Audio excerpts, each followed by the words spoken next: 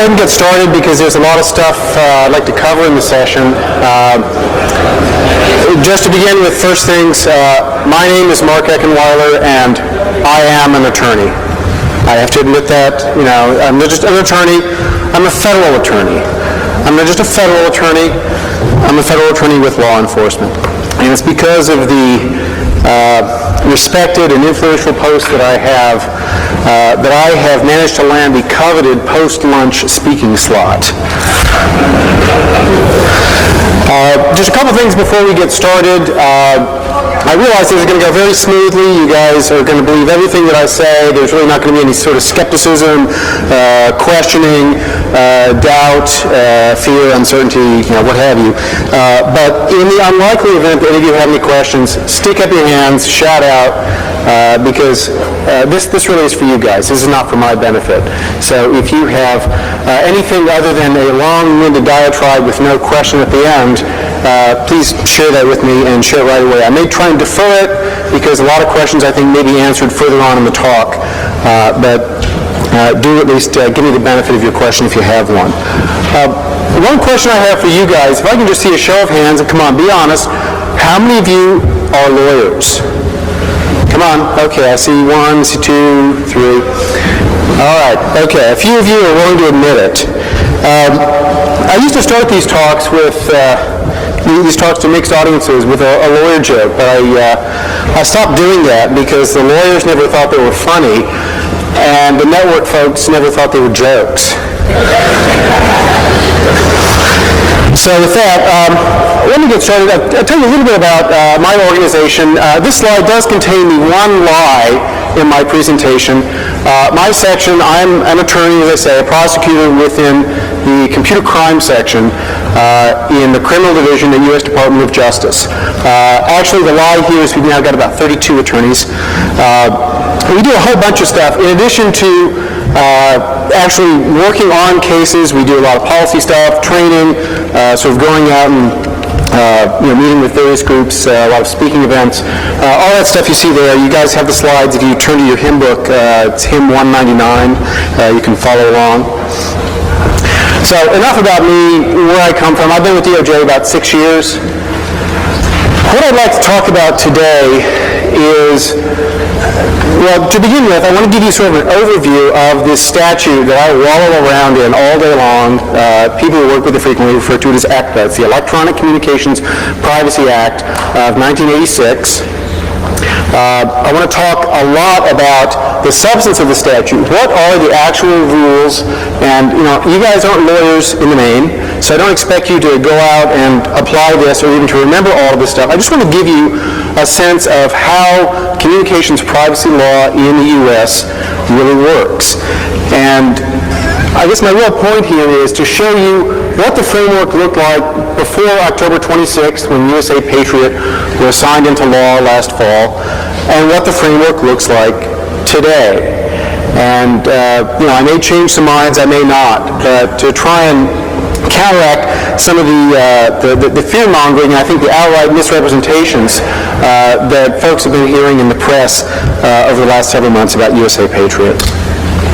Okay, so why do you care? I mean, why would anybody even come to this other than to see the funny government lawyer get up and try and defend the indefensible?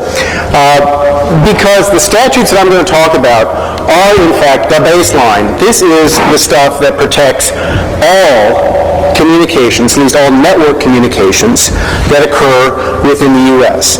It's this comprehensive privacy framework. It regulates the interactions among users, between the providers. And when I say providers, I don't just mean the providers to the public, the OSPs, the ISPs, the backbone carriers.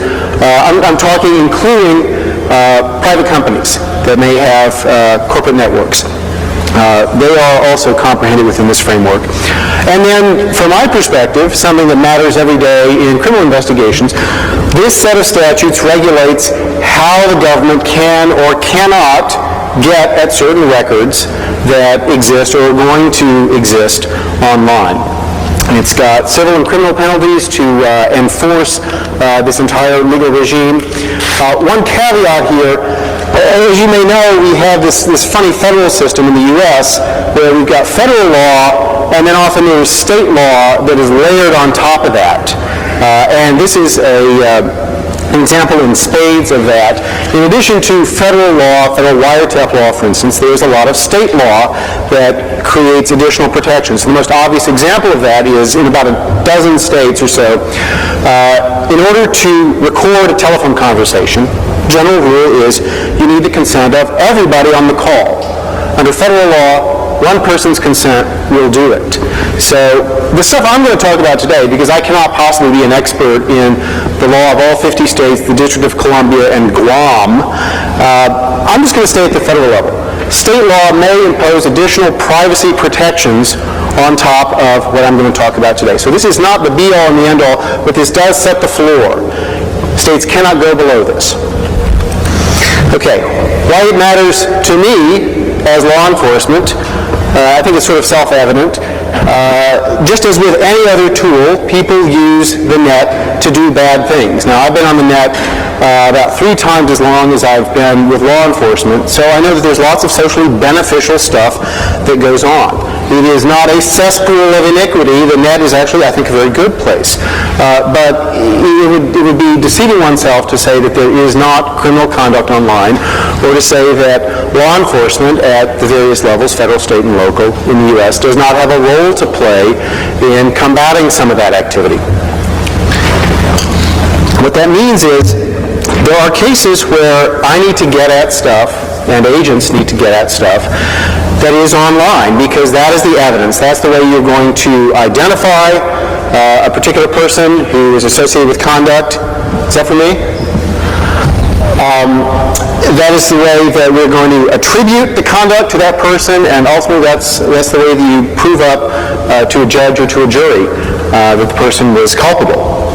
And so the statutes I'm going to talk about, as I say, set the boundaries for when I can, or an agent can, or cannot get at that stuff that may prove up a piece of a case.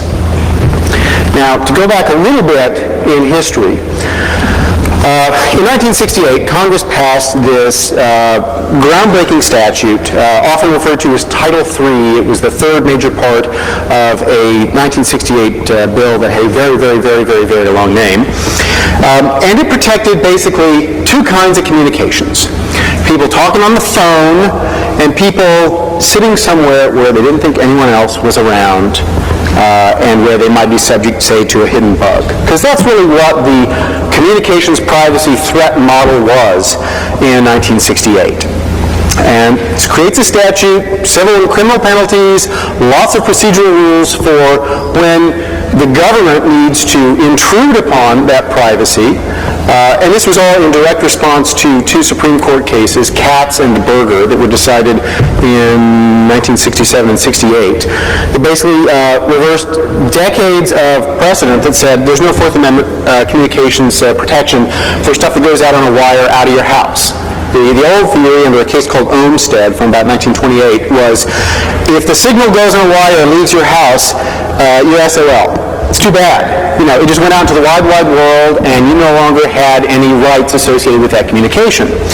Well, unsurprisingly, the court in 1968 decided that was kind of a bad rule, because that did not afford a lot of privacy protection for people's communications. So in those 2 cases, they overturned this earlier decision and said Fourth Amendment applies, and elaborated this standard which controls today under the Fourth Amendment, that basically if you have a subjective, you personally think that you are having a private communication, and it is one which, and this is the way lawyers talk, it is one which society is willing to recognize as reasonable, which basically means whatever a judge thinks is reasonable, then you have Fourth Amendment protections. And so Congress passed this entire body of law that would basically codify all the rules for that, so that when prosecutors wanted to go to court to get a warrant-like order from a judge to listen in on telephone calls, that the rules would be laid out very clearly, that they would clearly comply with the dictates of the Supreme Court decision, so they were in fact complying with the constitutional norm. So this worked pretty well for about a decade and a half or so. And then about the 1980s, there were these new communications technologies that started to emerge. And people started wondering whether or not the statutory framework really applied to things like pagers, these crazy BBS things that people were using out there, radio telephones, the precursors to cell phones, and so on. And in response to that, in 1986, Congress passes a statute called ECPA, Electronic Communications Privacy Act. It does a bunch of things, really not so much an overhaul of the 1968 wiretap statute as we're going to engraft some additional protections onto it. And the key one was adding a new category of communications called electronic communications. Remember, we had oral, the two people sitting on a park bench with nobody around, or so they think. Wire, human voice across some technology medium, and that could be, and this is just the way that Congress legislates. A wire communication doesn't necessarily have a wire in it. Like cell phone to cell phone, if all you're hitting is the tower and then it goes to some subscriber of your same carrier, that's still a wire communication because it's got human voice in it. And then this third new category to cover all these new emerging technologies, and you notice it's very technology neutral. Electronic communications. This covers fax, pager, email, whatever other crazy stuff people could dream up after 1986. The idea was, let's see if we can't write something that will be extensible. Basically, Congress wanted a statute that would scale. And so they passed this amendment adding protections to those new kinds of communication technologies, things that aren't going across common carriers. On top of that, let's think about the fact that with a lot of these new communications technologies, in addition to having prospective activity, I'm going to talk to somebody tomorrow and our words will flow over the telephone line. There is historical information that's created as a result of a lot of these transactions. We have things like email, we have things like voicemail that operate on a store and forward model. And so in addition to adding protections for wiretaps, listening in real time, Congress also added a companion chapter to say, you know what, if there's stuff that's sitting around after the fact, whether it's the content or metadata, when the transmission went, to whom, from whom, but not what it said, we're going to protect that stuff as well. And then on top of that, there's also what's called the pen register and trap and trace statute. And in 1986, what that meant was, if I want to see who is calling someone, so this is future non-content data, or who is calling a particular target telephone, we're also going to create some legal rules for that. So, just by way of background, in 1986, this elaborate structure, and you'll see just how elaborate as we walk through, essentially unchanged for a decade and a half since then. There were some minor additions. Cordless phones got some protection as part of CALEA, an often demonized piece of legislation, but actually offered some additional privacy protections. We'll talk more about one of them later on. But basically retaining the same structure, which in turn really dates back to 1968. So you've got this kind of fossil record of statutes, but it really is evolved. It has not undergone any sort of paradigm shift in the last 34 years. And then we have USA Patriot last October. And what I hope to persuade you of, or at least what I'm going to say, whether I persuade you or not is an interesting question, is that this slide right here is a list of all the sweeping new powers that the government got for criminal investigations under USA Patriot. You've all heard, undoubtedly, and you've read stuff in various media outlets that will tell you about all this stuff that nobody could ever do before and how it's completely changed the face of online investigations. And in the famous words of Scott McNeely, you have no more privacy, get over it. And in fact, it's really not true. That the same framework that existed before exists today. Now, there are it wouldn't be a meaningful piece of legislation if there weren't changes. But I would suggest to you that most of those changes were, in fact, in the nature of codifying existing practice. So it's not really an expansion of authority. It just puts into statute what was already being done, what was already being approved by the courts. or to kind of debug some inconsistencies within the statute. And I think most of them are fairly minor. I mean, a lot of these really are bug fixes to the law.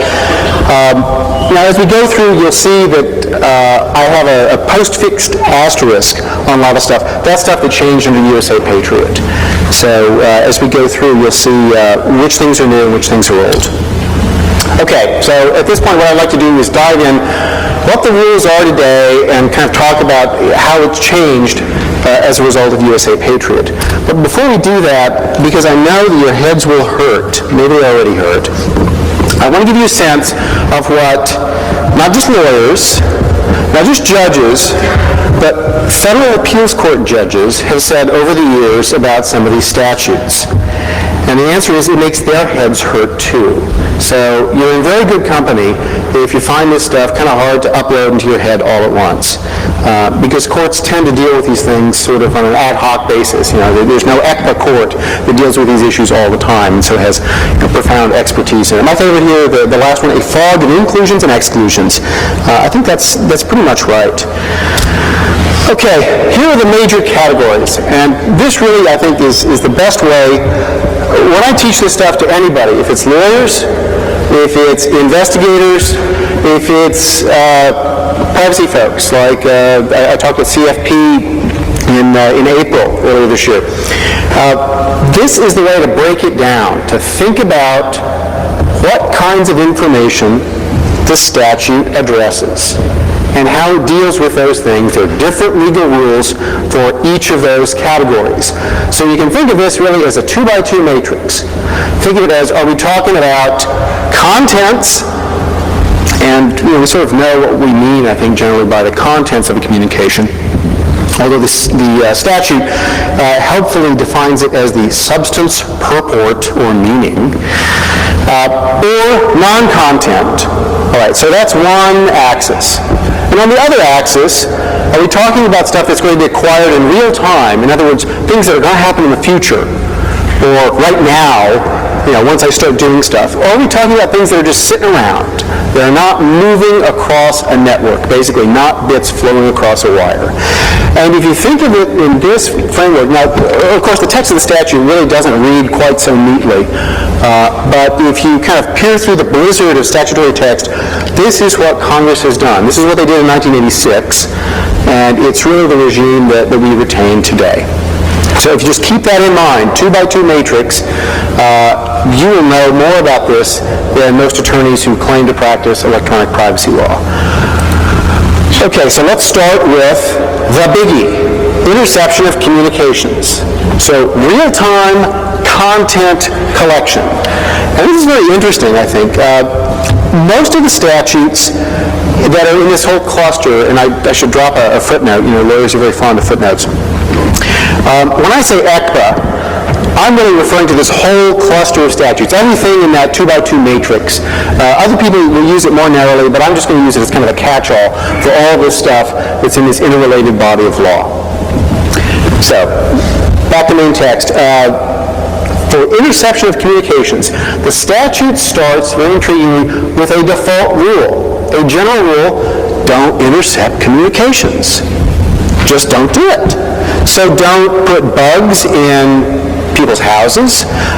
Don't put sniffers on people's networks, including your own. And don't tap people's phone lines. And it applies to all the categories of communications.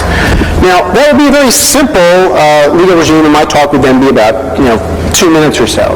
But for some sort of common sense reasons, the statute does not stop there, because there are times when you want people to intercept communications, and not just law enforcement, not just government.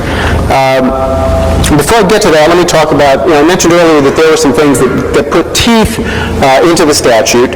We have criminal penalties. Typically, it's a 5-year felony under the federal statute. There is one, it's not really a safe harbor, it's kind of a misdemeanor exception for certain wireless communications, although there is a bill pending in Congress right now, it's passed the House, that would get rid of that, basically make the penalty for intercepting, say, analog cellular telephone communications, AMPs, punishable by the same 5-year felony provision.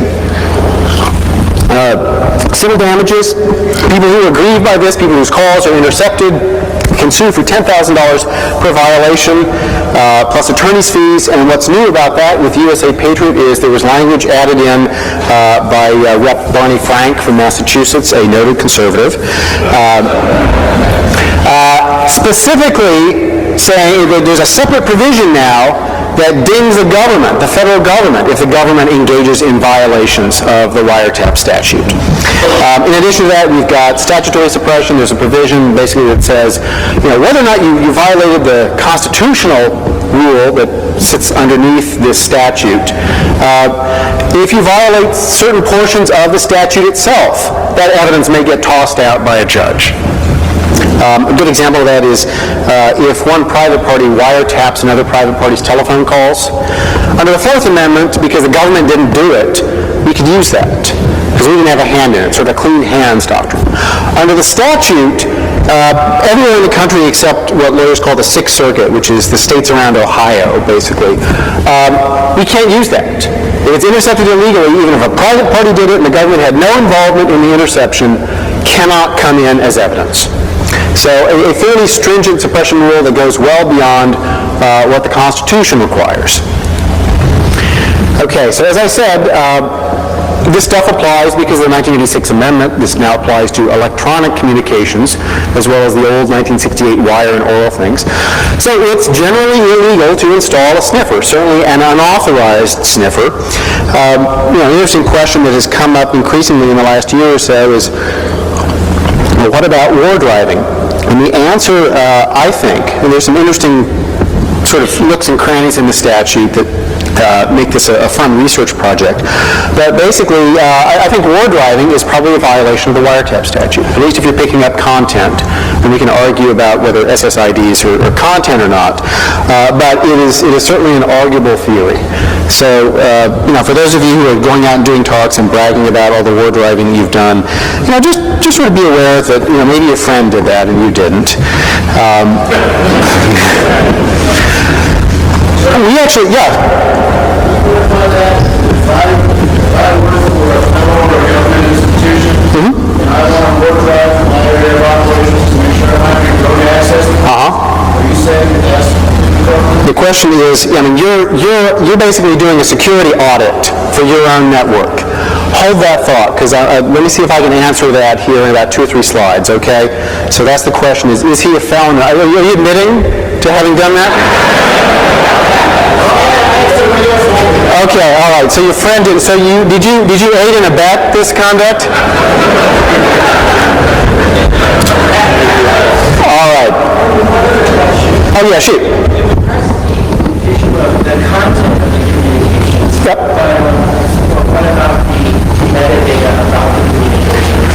The question is, what about metadata? I will get to that as well. If I haven't answered the question satisfactorily in about a half an hour, stick up your hand again, okay? Because I'll walk through each of, what I want to do with the matrix I put up there, I'm going to fill in each of those boxes as we walk through and kind of give you the legal landscape. Because as I say, there are different legal rules that go into each cell in the spreadsheet. Yeah? Video. Typically, a camera is not considered as large as video, but what if it's digitized now as this? Okay, the question is, what about video? There's some interesting subtleties here. Let me see how we're doing for time.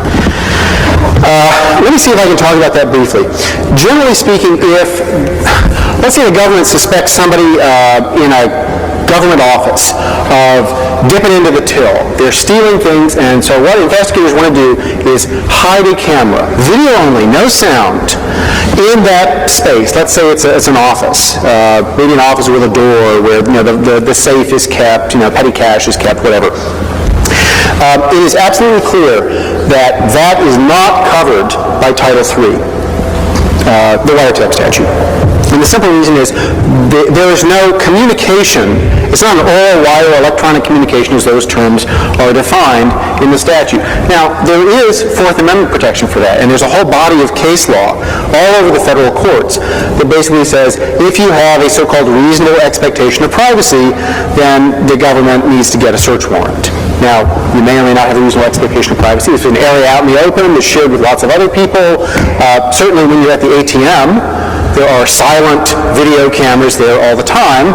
And even if the government were involved in that, it's not clear to me that there would be any REP, as lawyers like to say, associated with that.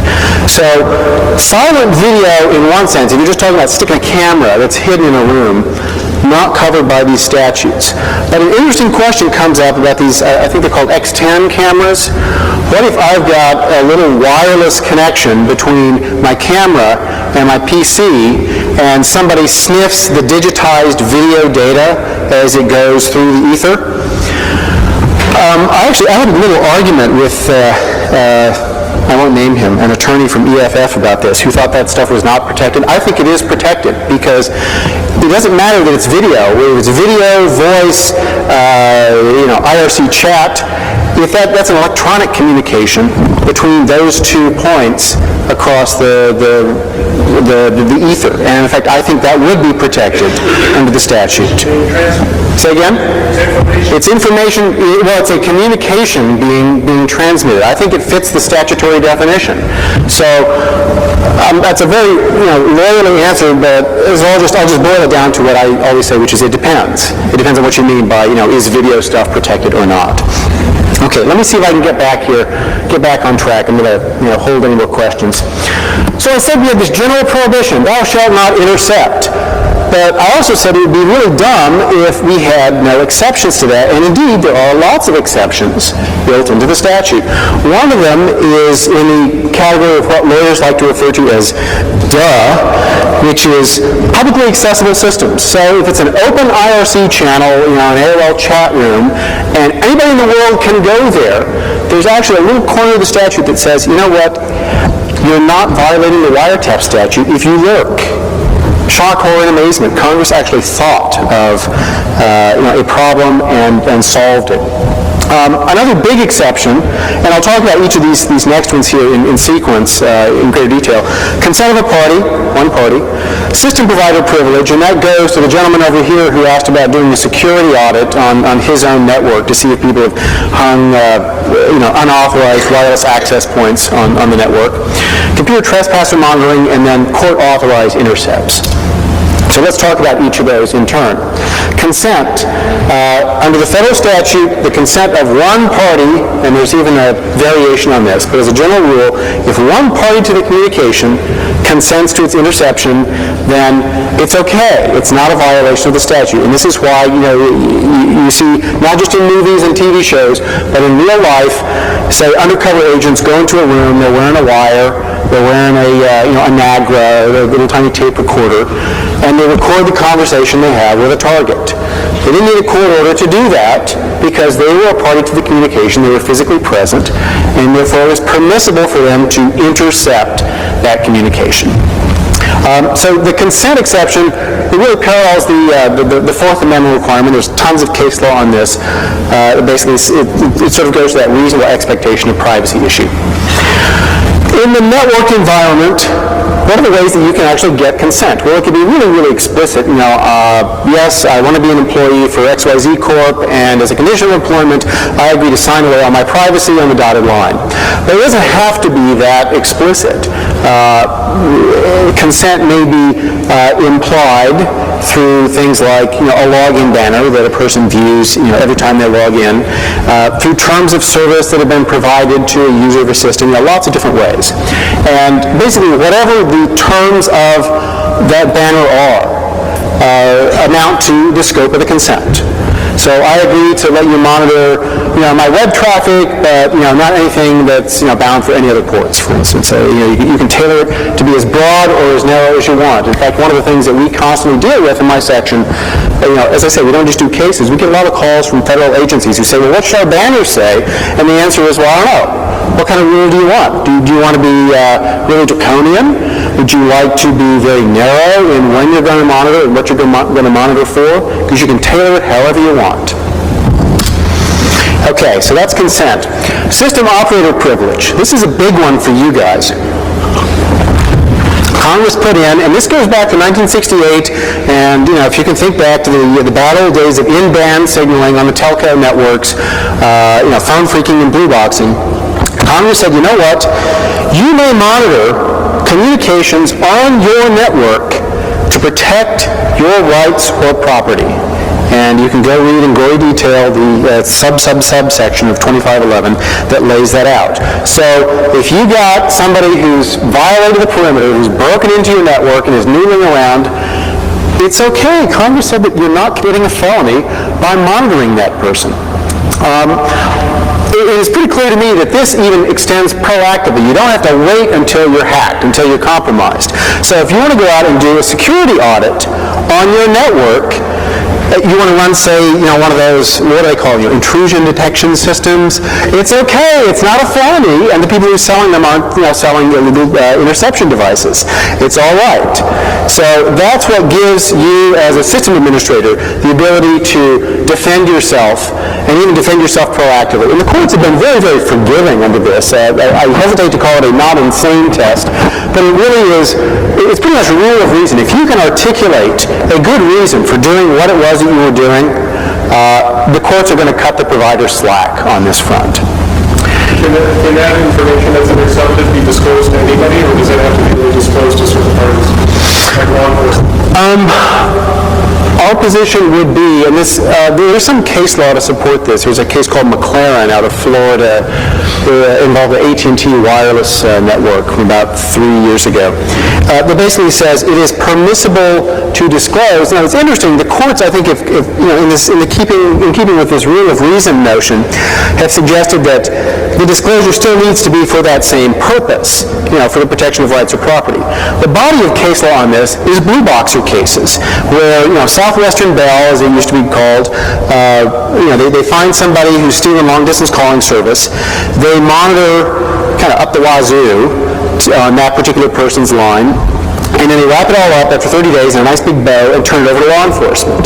And as long as it was reasonably related, the courts have said, well, you don't get to listen to the whole 10-minute conversation, but you can get the call set up, maybe the first 2 minutes or so we can do a voice attribution. We actually know who the calling party is. That stuff, it's a freebie. You can do whatever you want with that, including give it to law enforcement, and successful prosecutions have been brought on that. And as I say, there's tons of case law in the telco context going back to early 1970s on that. Publish it in the newspaper? Could you publish it in the newspaper? That's an interesting question, and I don't know of any case law that suggests one way or the other what the answer is. There's another exception, sort of closely related to that. You can intercept if it's inherently necessary to providing the service.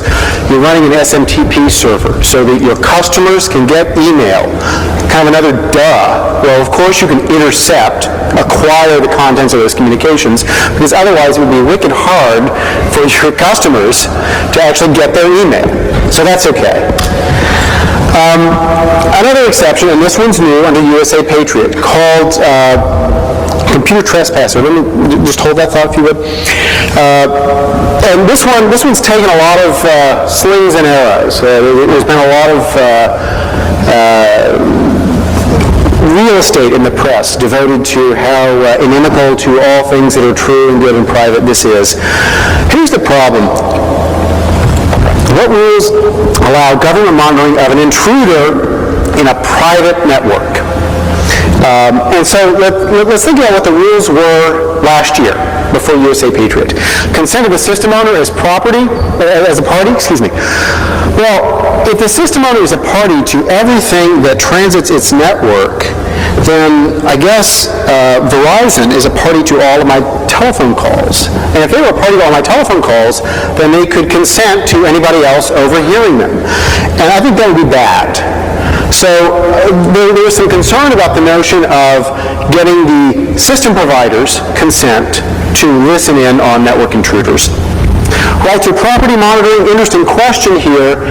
There's at least some limited case law that suggests that if the provider, when it's doing monitoring, is acting in concert with law enforcement, that it's very easy for them to step outside the limited rights or property exception, particularly if they're acting at law enforcement's direction. You have what's known in the law as an agency problem.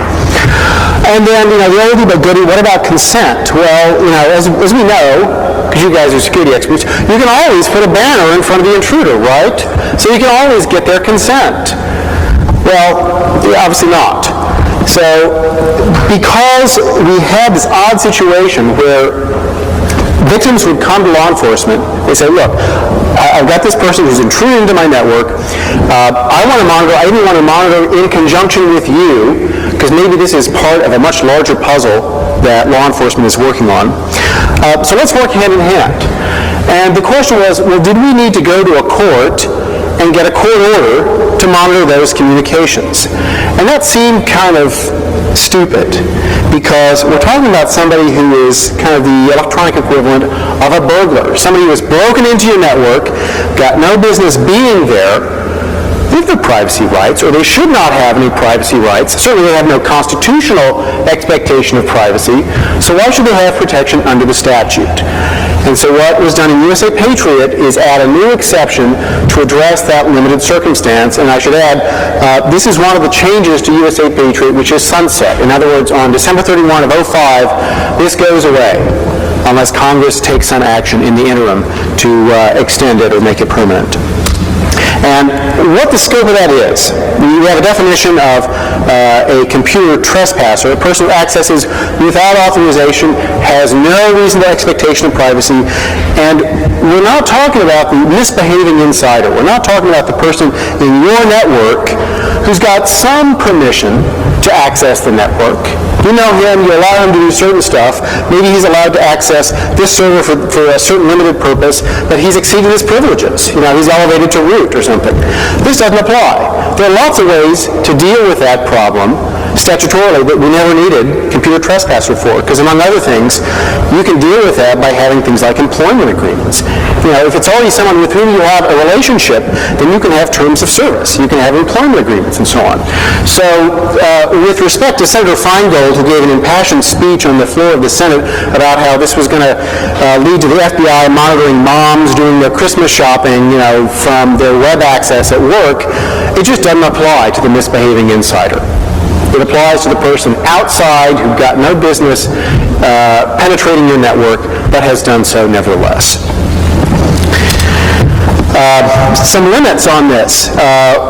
One, this can only be done with the consent of the victim. So if the owner of the victim or the operator of the victim machine or the victim network says, you know what, I don't want you monitoring in here without a court order, that's it. That's the end. The government still wants to monitor that, maybe because this is part of some larger course of conduct. We have a choice. We can either let it go, or we can get a court order, full-blown court order. In addition, this is not the camel's nose under the tent, where once you're in, you can monitor everything that's on the network. There's a specific provision in the statute that says, when you are doing monitoring under this provision, the only stuff that you can monitor under authority of this provision is the stuff to or from the trespasser. Question? What's the definition of access under this statute? That's an interesting question. There is no definition of access in the statute. What are you thinking about? Is a ping an access? I've seen some people claim it is. It probably is, and that's one of those sort of facts and circumstance problems that the courts have had to deal with for years. I mean, one ping is, in my view, not an unauthorized access. Maybe 30,000 pings, or maybe one malformed SIM packet is not an unauthorized access. It's an access, but it's just not big enough. What about a port scan? I tend to think not. I mean, there's often the question that arises, is a port scan a violation of law? I think standing alone, probably not, at least not under federal law at Section 1030, but that's sort of a separate thing. I mean, we're getting a little off the wiretap statute. Yeah, question here? I was just going to add that I happen to know from personal experience that the state of Pennsylvania seems to believe that it is actually a violation of law. The state of Pennsylvania says that port scanning is a violation of law. Well, they can do that. They have their own government. They get to pass laws. And, okay, well, But if you were scanning something in Pennsylvania, well, if your friend was scanning something in Pennsylvania, then that's conduct, affecting them, and so they're able to exercise jurisdiction over it. All right, let me see if I can pick up the pace just a little bit. I apologize. I think I've been going a little slow here. I did want to dwell on this for a minute, though, because this has had a lot of rocks thrown at it. And the fact is, it's really a fairly narrowly tailored, it's a surgical fix for a problem that we encountered that basically slowed down investigations, inhibited investigations, and did so for no reason. Lots of times there's a good reason to inhibit investigation because you have a legitimate privacy interest. You have a Fourth Amendment privacy interest, and so we need to be going to court anyway if we want to intercept that stuff as a general rule. But this case that I'm talking about with the computer trespasser, and I think you guys probably know it when you see it, there's really no reason for there to be any protection, statutory or otherwise, for that. But then the other thing to bear in mind here, my first sub-bullet point here is, suppose the operator of the network is uncertain. Not quite sure, is this a trespasser, misbehaving insider, can't really decide, don't know if I want law enforcement in my network or not. And by the way, this doesn't mean that law enforcement has to come in and do the monitoring.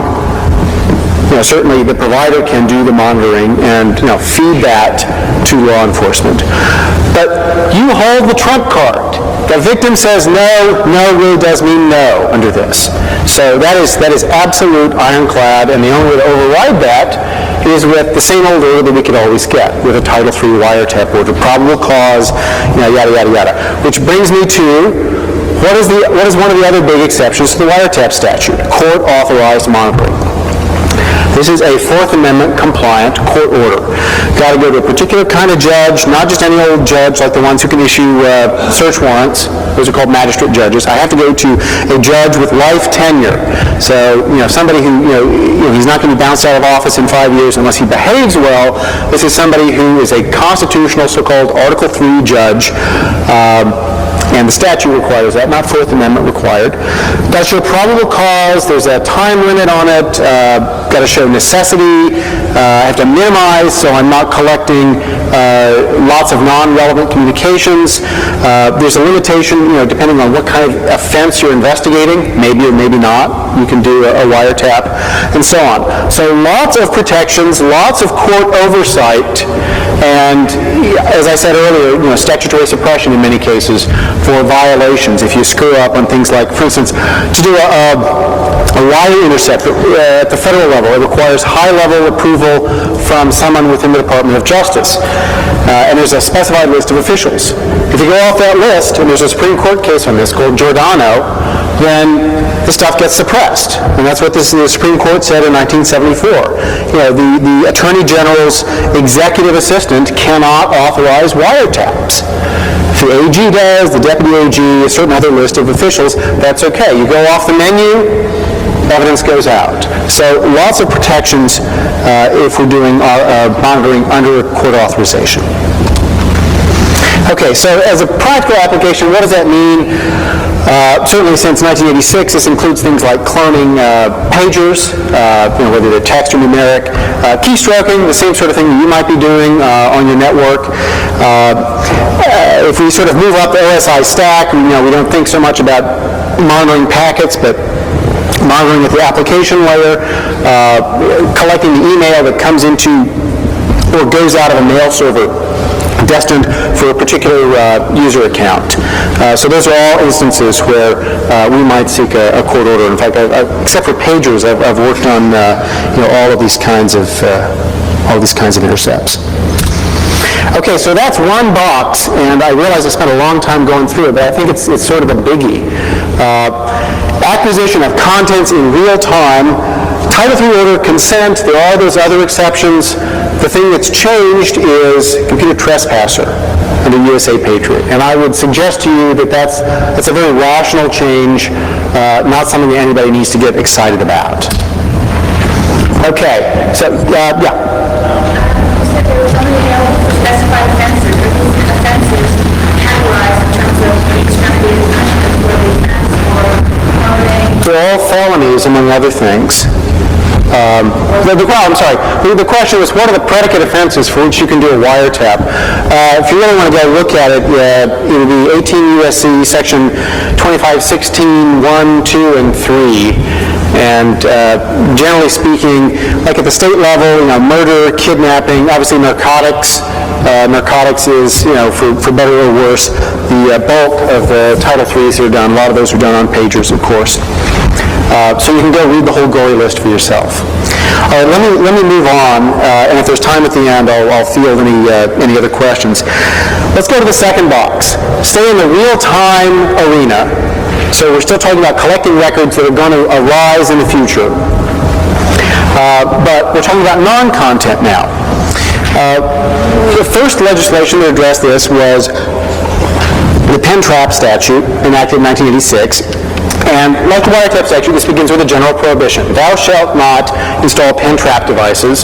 There are some exceptions, again, for provider self-protection, consent of the customer, stuff like I want caller ID, and a court order. Now, here's what USA Patriot does or doesn't do in this realm. The 1986 statute was very sort of technology specific in its language. And you can see here the definition, for instance, of what a pen register is. Basically, numbers dialed on a telephone line. It talks about a device being attached to something else.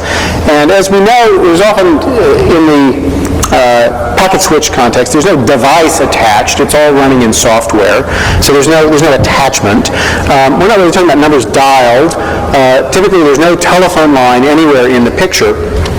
And so what the USA Patriot amendments to this statute have done is to make this technology neutral. Now, a lot of people have claimed that this is, in fact, a radical expansion of government monitoring authority. What I'm here to tell you is it hasn't changed what we do in practice one iota.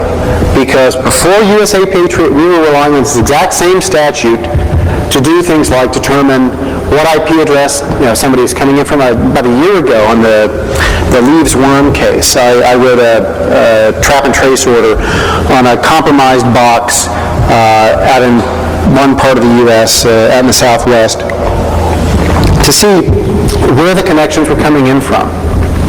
So it's not as if suddenly this opened the floodgates for something that had never been done before. We've been doing this, again, thinking about the OSI stack, we've been doing this for things like IP addresses and ports, for things like who's getting email addresses, who's getting email from what email address, who's sending email to what email address. So it really is simply codified an existing practice.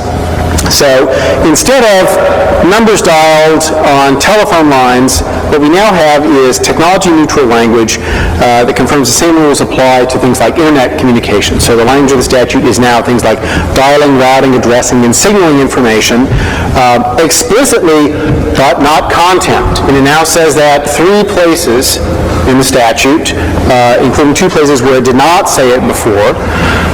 Obviously, a constitutionally mandated requirement. These are not probable cause orders. So if I were to collect content intentionally under one of these orders, I would be violating the Fourth Amendment, and stuff would get constitutionally suppressed, entirely apart from the statutory framework. So this retains that same line that the courts have been drawing now for a good 30 years. And as I say, it codifies practice. Let me tell you one little story about a gentleman named James Atomic Dog Kopp, who, it is alleged, shot to death a doctor in Buffalo, New York, about 3.5, 4 years ago. Doctor was an abortion provider. He was standing in the kitchen at the back of his house, and somebody with a high-powered rifle killed him with a single shot from a wooded area behind Dr. Salapian's house. There was a lot of work done to figure out where Kopp was once he went on the lam. And about a year and a half ago, the U.S. Attorney's Office up in Buffalo got in touch with me, and they had figured out that Kopp, wherever he was, and some associates of his in the U.S. who were basically helping him to remain on the run were communicating through a Yahoo email account. And they're using it in sort of a paranoid way not by sending email to each other in the normal sense, but they're basically using the account as a dead drop. One person logs in, they all have got the username and password. One logs in, composes a message, leaves it in the draft folder, logs out. The other person logs in from time to time, cop, wherever he is, checks the message, writes his own message, leaves it in the draft folder. So it really is a dead drop. Well, I wrote a trap and trace order to see what IP address is he connecting into Yahoo from. Let's see all the connections for that particular Yahoo account. Who's logging into it? And sure enough, we get the order signed by the court, and immediately we see connections coming in from Ireland. Well, we know that our co-conspirators are in Brooklyn, so it's not them. It's got to be COP.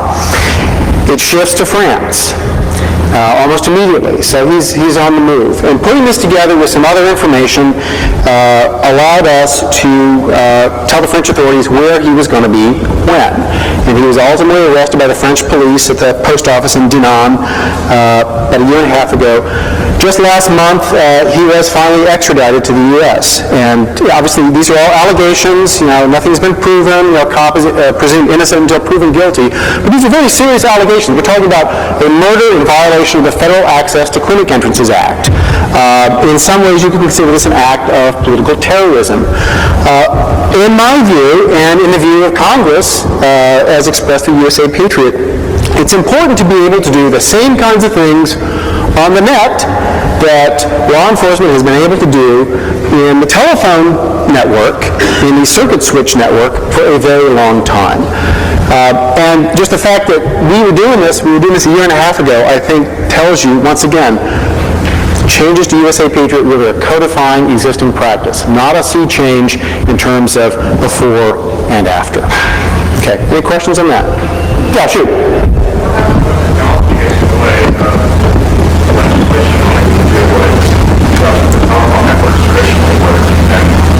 Can you speak up just a little bit? I heard the first part, but if technology gets in the way. Basically, what if this calculation of a bunch of doctors was using some technology to make it more difficult for somebody If he's using a proxy, well, then I may have to go to more than one provider with my order to do the tracing. And the connection may drop. There may be no historical records after the fact. One of the interesting things, neither this statute nor any other statute under U.S. law requires service providers, as a general rule, to retain records. So, anonymizers, for instance, don't have to keep, and that's why many anonymizers do not keep records. There is no data retention within the U.S. Now, there's some limited exceptions. I know some of the telco tariffs require things for IXC billing, but that's sort of a funky historical exception because of the common carrier regulations of the FCC. Generally speaking, if let's just say you're pure internet play, pure internet service provider, you don't got to keep log one. If you just want to keep no logs to begin with, or throw them away after 5 hours, or 5 days, or 5 years, that's up to you. That's entirely a business judgment. And the only way that anybody can force you to start keeping those records is if they go get a court order.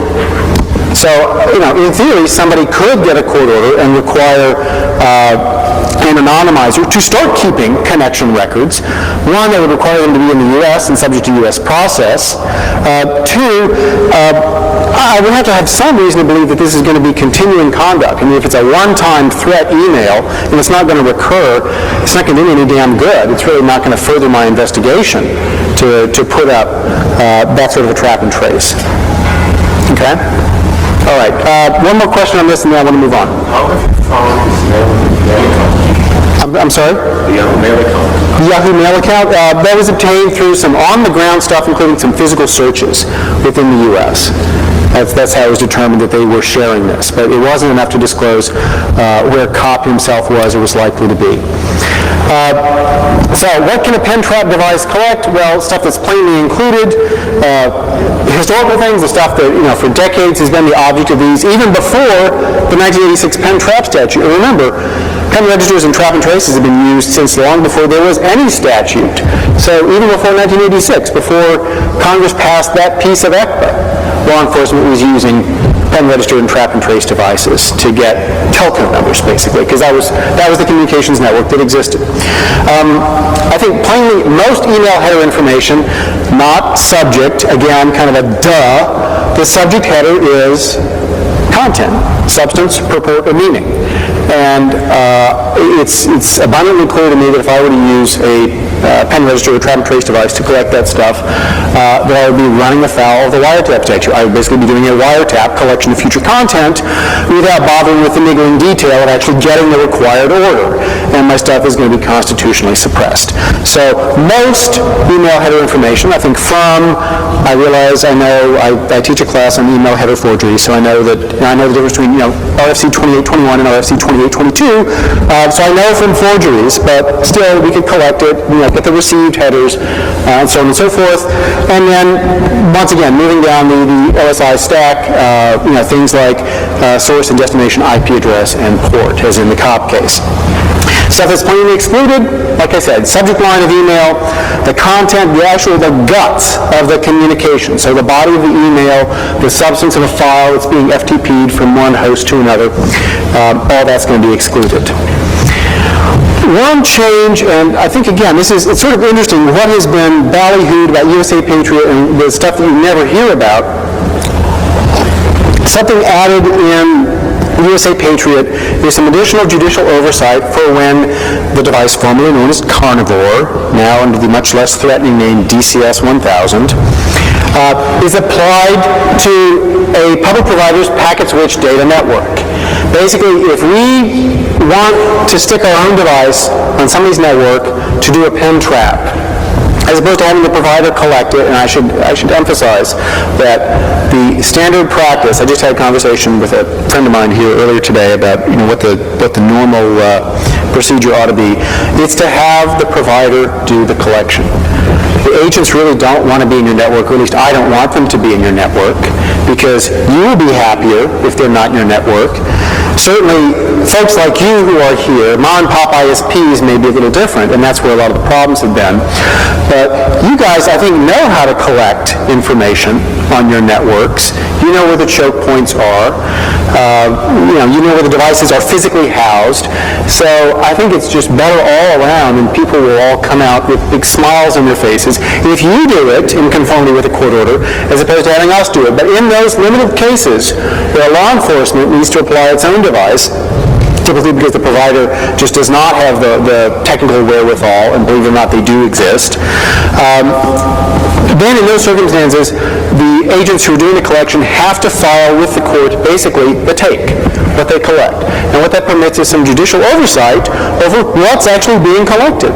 Like, are they using this thing to collect stuff that's outside the scope of the order, including stuff that may be content? This was an amendment that was insisted upon by House Majority Leader Dick Armey, and he's kind of an influential guy, so this actually went into the final legislation. So what we have here is a further restriction on law enforcement, more judicial oversight.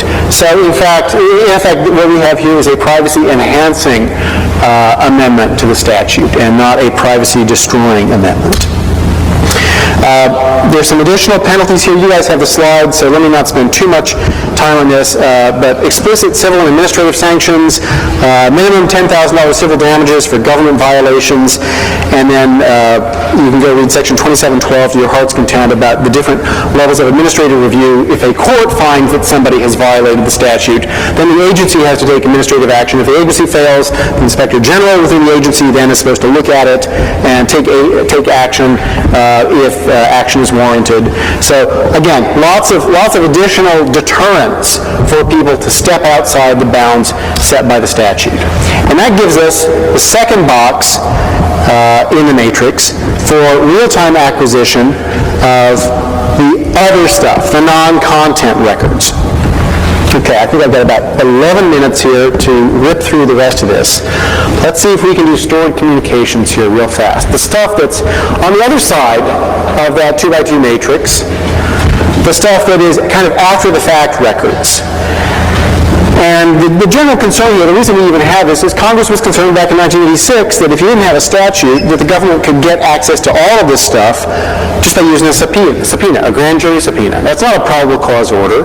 That's it's a fairly low threshold, potentially relevant to the criminal investigation, and a very commonly used tool for stuff in the hands of third parties, like banks, for instance.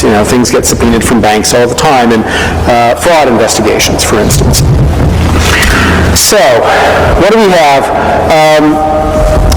There are actually some further kind of subdivisions within the matrix, and as we go through, you'll see that Congress has made even more fine-grained distinctions among the classes of information that may exist in the historical realm. And the general rule here is that content gets, unsurprisingly, more protection than non-content. We have some criminal penalties here, certainly not as robust as for wiretap violations, but still some criminal penalties for accessing somebody's stored communications without permission. And again, as with the wiretap statute, aggrieved parties can go sue, get $1,000 per violation minimum, plus attorney's fees, and in appropriate cases, punitive damages. So there are a number of sticks to use against people who transgress. Looking at this from your perspective, not the government, but from the perspective of the provider. So now we're talking about your interaction with your users or customers, however you characterize them. If there is stored content sitting in your system, the statute has been construed, I think correctly, to say you can read it, whatever it is. Now, maybe you've got some contractual agreement with your users that says you won't do that. And then if you violated that, you may be liable to them in contract. But putting aside some sort of contractual obligation there, or some state statute that imposes additional restrictions, at least under the federal statute, it's okay. And there's case law on that, this Bohatch v. City of Reno case. And in addition, if you are a non-public provider, so think, ExxonMobil, some big corporation, you're not providing, you don't look like a telephone company. You're providing service just to a limited class of people who have a special relationship with you, for instance, your employees. Not only can you read what is stored on your network, you can disclose it willy-nilly to anybody you want, whether that's to the Wall Street Journal, there's a case on that. You can disclose it to law enforcement if you choose. This is all permissive. Nothing mandatory here. If you want to, you can. You don't gotta. Now, the rules are different, and I think you'll probably grasp intuitively why this is. If it's a public provider, so the AOL of the world, the MSN, Yahoo, a public provider, generally speaking, cannot freely disclose customer contents. Now, once again, what we encounter here is a broad prohibition off the bat, and then a bunch of exceptions. And in the interest of time, I'll just skip over, because most of these really track exceptions that we already talked about in wiretap statute. So consent, rights of property, and so on. An additional one added in USA Patriot is if there is an imminent threat of death or serious injury to a person that requires immediate disclosure of the records, then the public provider may, not must, may disclose the content record. So there is one change added by USA Patriot. In some ways it sort of parallels an emergency wiretap provision in the real-time collection. But it is a change, and so I draw your attention to it. It was something that Congress deemed a sensible change, a sort of harmonization within the statute. Okay, permissive disclosure. Now let's talk about non-content stuff. The rule is anybody, public or private, can disclose content records to anybody except the government. So, they can market the hell, I should say you, can market the hell out of your customer non-content records. How old they are, what their address is, what their telephone number is, and so on. To disclose to the government, either need an exception and rights or property, obviously. If you can disclose content, you should certainly be able to disclose non-content to the government to protect your rights or property. And again, this threat of death or serious bodily injury to a person. And again, those are both permissive. You don't gotta, It's that you may. Now, one other exception is, well, when the government, with appropriate authority from a court or otherwise, requires you to disclose stuff. And we have the same dichotomy, content and non-content, all governed by this one statute, 18 U.S.C. 2703. Various kinds of process. We have search warrants for some things, subpoenas, a much lower standard, not a probable cause for other things. And let me just sort of go through, I'm going to skip, you guys have all of the slides here. Let me just cut to the chase and tell you what the rule is. For historical information that is basically in an unopened state, it's sitting on a server, the user hasn't accessed it, the government wants to get it. You need to serve a warrant. It's a funny kind of warrant. It's not a knock down the door and order everybody up against the wall warrant. It's a, here's my subpoena, only it's really more than a subpoena because I had to go to a judge and I had to show probable cause that this stuff was relevant to a criminal investigation. So I have to use a warrant for unopened email on the provider's system, generally speaking. If I want other kinds of content, say the files sitting in the home directory, maybe the non-world readable files in the web directory, I can get that with a variety of tools. One of them is I can use a grand jury subpoena, and there's some elaborate rules. I have to at some point give notice to the customer that I have done that. And then the last bit, and I apologize, this is so positively, I used the word one of the earlier speakers today used, Byzantine, but I'm just here to deliver the news of what Congress has done. For the non-content historical categories, we have a further subdivision, yet another dichotomy, that's why I call this dichotomies are us, between what's called subscriber information, stuff that really goes to identifying the person, and transactional records. So with the subpoena, I can get some basic stuff that identifies pretty much who the person is. There's one outlier in this list. I would concede that local and long-distance telephone toll billing records is more transactional in nature. That's less who is the person and more what is the person doing. But it's been like that since 1986, so USA Patriot has nothing to do with that, if you will, discontinuity in the statute's function. What USA Patriot did do was say, if I use a subpoena, one of the lower forms of legal process, then I can, in addition to getting those other things like name and address, also find out what's the credit card number being used by Mickey Mouse to pay for the domain name that he registered, or the AOL account that he signed up for, and also things like basically radius logs, dynamic IP assignments, DHCP logs, whatever they are. On the other side, the stuff that doesn't just go to identifying the person, but sort of talks about what the person has been doing. Who do they send email to for the last 30 days? Who has been hitting their website? For that, I need to get a particular kind of court order called the 2703D court order. And it's kind of midway between a subpoena and a warrant. I don't have to show probable cause, but I got to go in front of a judge. I have judicial oversight. And the judge basically has discretion to deny my application. Now, this has been around since 1994, and this is another interesting artifact of CALEA. CALEA actually added some privacy protections. It used to be I could get all this stuff with a subpoena. Today, both pre- and post-Patriot Act, to get most log information, transactional records, I got to use this kind of court order. So as I say, go before a judge, actually tell a story, not just make a certification, but say, here are the reasons why, and you tell me if I've actually met the relevant legal standard or not. So that's the last box in the matrix. Historical, non-content. Obviously, subpoena and 2703D court order, those are lower requirements than a warrant. But unsurprisingly, that's because we're talking there about not content, but non-content stuff. And if you want to view this in sort of a different way, if you kind of take it into a one-dimensional model, we can think of the forms of process that law enforcement has to use as kind of a totem pole. A warrant is required for certain things.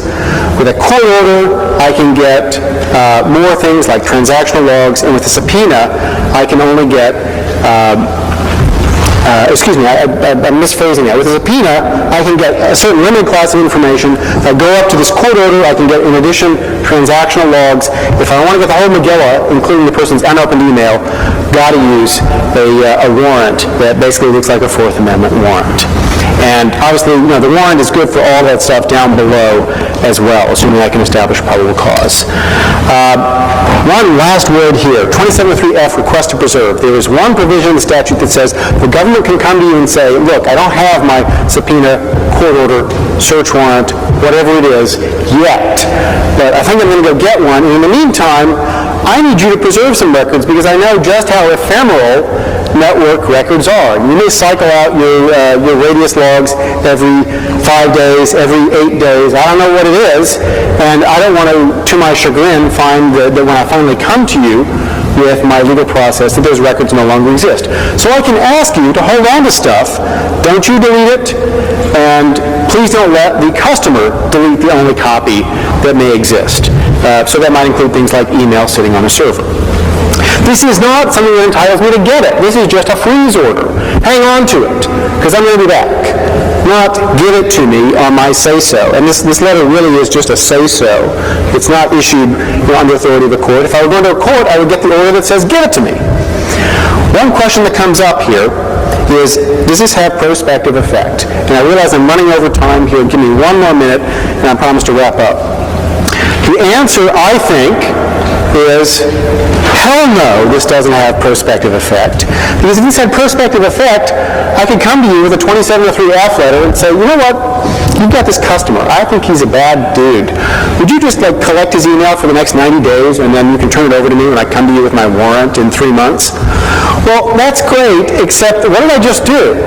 I just asked you to wiretap somebody, only I kind of forgot to go through that tiny sort of technical requirement of complying with the Fourth Amendment, the wiretap statute, and so I got a problem.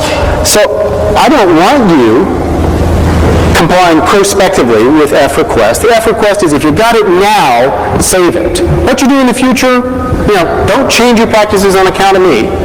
If you want to change your data retention policy going forward for your own reasons, more power to you. But that's not what I'm asking with the F letter. The F letter is a snapshot in time, not collect lots of stuff going forward. Because I think there are some serious constitutional issues with anybody doing that. It could subject me to suppression of evidence. If that happened, it could subject a provider to liability from the person whose records are collected under that authority. So there are people who think it's prospective in effect. I'm inclined to rain on their parade. Okay, you have this slide, kind of the summary of the notable changes on USA Patriot. I would just wrap with saying, if you're interested in more on this, including lots and lots of gory lawyer-like detail on USA Patriot and all things cybercrime, you can go to my section's website, cybercrime.gov, and read stuff to your heart's content. I'm done. Enjoy your coffee. Thanks very much for your time.